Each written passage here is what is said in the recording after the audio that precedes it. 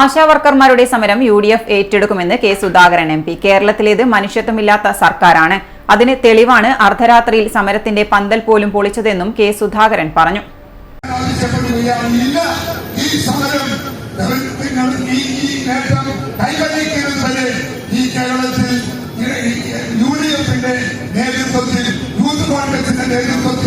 ഈ സമരവുമായി ഞങ്ങൾ മുന്നോട്ട് പോകും എന്ന് മാത്രം പ്രഖ്യാപിച്ചുകൊണ്ട് ആ പ്രഖ്യാപനത്തെ കേരളത്തിലെ ജനങ്ങൾ ഇരുകൈയിലേക്ക് സ്വീകരിക്കണമെന്ന് അപേക്ഷിച്ചുകൊണ്ട് ഔപചാരികമായി ഈ സമരം ഉദ്ഘാടനത്തിനായി ഞാൻ അറിയിക്കുന്നു.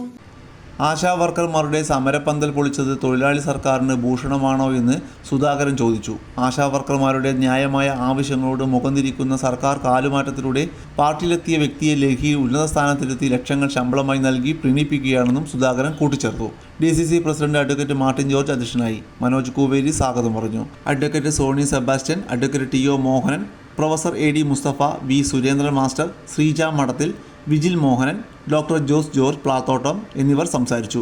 K Pramod, Rajeevan Elayavoor, KP Saju, MK Mohanan, Amritha Ramakrishnan, MP Unnikrishnan, Sudeep James, T Jayakrishnan, MP Sreedharan തുടങ്ങിയവർ സമരത്തിന് നേതൃത്വം നൽകി.